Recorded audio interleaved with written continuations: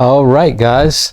Owen Shroyer has announced his departure from InfoWars, citing irreconcilable creative differences with Alex Jones as the primary reason for his exit. Meanwhile, global financial and geopolitical landscapes are shifting dramatically. Gold and silver prices are surging as India aggressively purchases gold while divesting from U.S. Treasuries, signaling a move away from dollar-centric assets.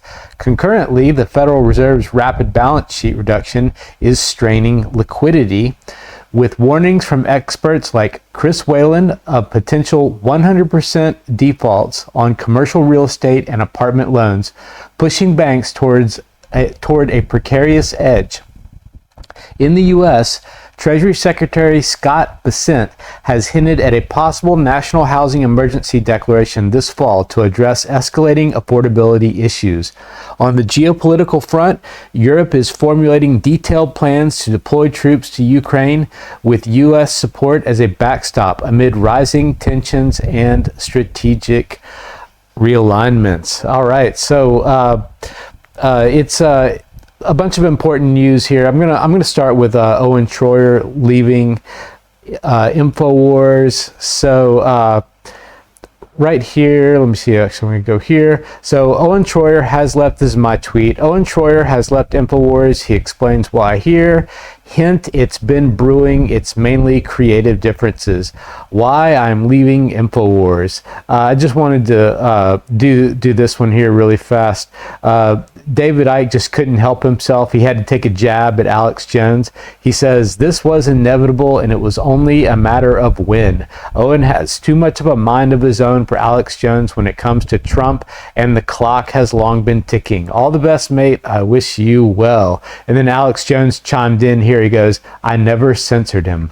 But by the way, you know, I think InfoWars and Alex Jones will be fine. It's not the first time he parted ways with someone, although, you know, of the people that he's parted with, Owen Shroyer is a pretty heavy hitter, and I think he's going to go on to do his own really good things.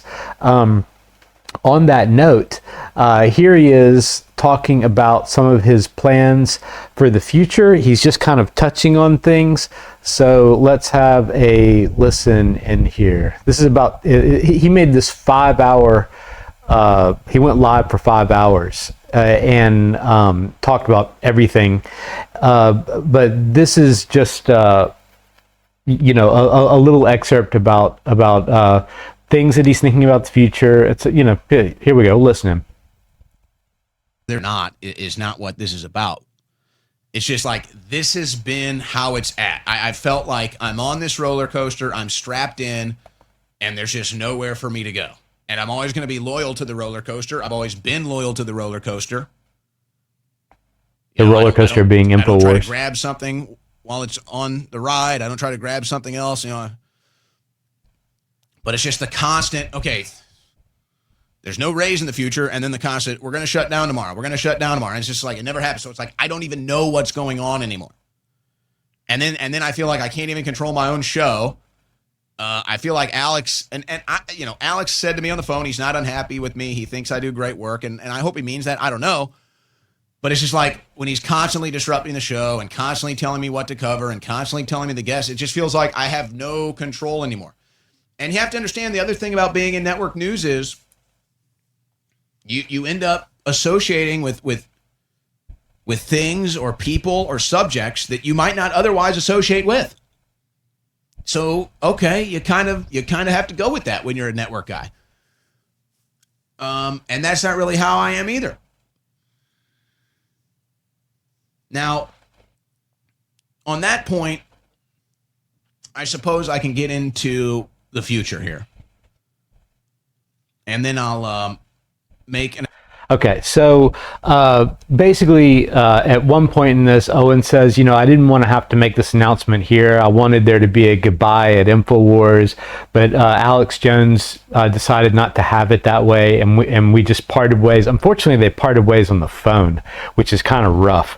Like you would think that they could at least sit down for like a cup of coffee or just do it in the office at InfoWars or whatever. But no, it happened on the phone, which honestly I don't think the way it happened paints Alex Jones in the best light. But Alex Jones has got his own things going on. He's got a lot of his own things going on, and I kind of understand that he's the sort of person who may just be like, yeah, I don't have time, just got to keep moving forward. So, I think it'll be fine. But one thing that's interesting is Owen Shroyer, he kind of hints in some ways that he knew that he was sort of reaching the end of his rope a little bit, but he also kind of hints that it just sort of happened because he walked out of his own show, I think on Thursday of last week, and then he says he wanted to talk to Alex, and all they did was have the brief conversation on the phone, and then it was over, and it makes it sound kind of sudden, but then all of a sudden he does this here. Have a look at this. I'll make this big screen. Do the permanent, you need this to save the world sale strategies. I don't want to constantly be doing fundraisers either. I want to do more of a traditional style, which is we have sponsors that fund our operation. And, having said that, I want to cover news. That's what I want to do. I want to cover news. And so, here's an example. Thursday.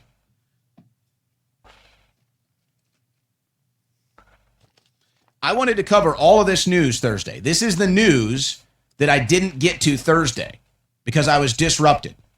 Okay? This stat. I want to cover news. And here's what I've learned as a consumer of news. Almost nobody covers news anymore. Almost nobody covers news. It's all sensationalism. It's all hyper-partisanism. It's all cheerleading or fanboying.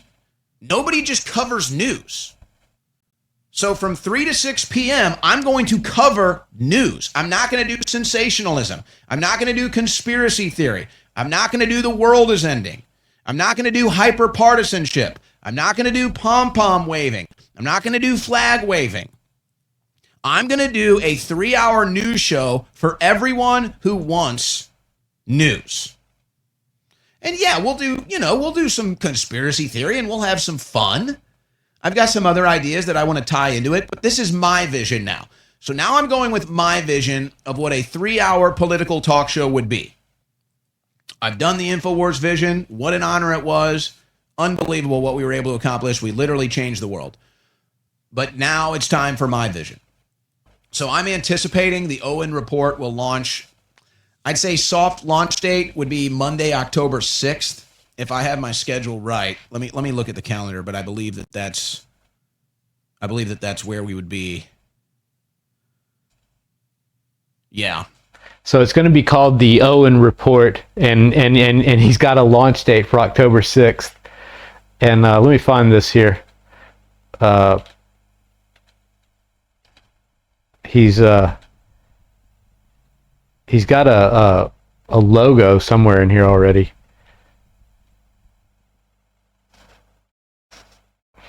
Find this.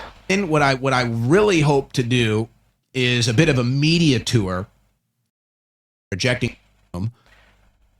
Be traveling to New York. Shows that I've media tour about said in a decade.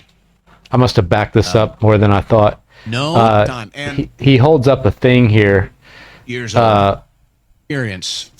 At some point here, he holds up a thing showing that it's going to be called. The way I'm going to finally be able to implement Win World International News. Anyway, he's already got a logo made up, which I thought was pretty funny. I'd like to be doing this when I'm 100. I don't say.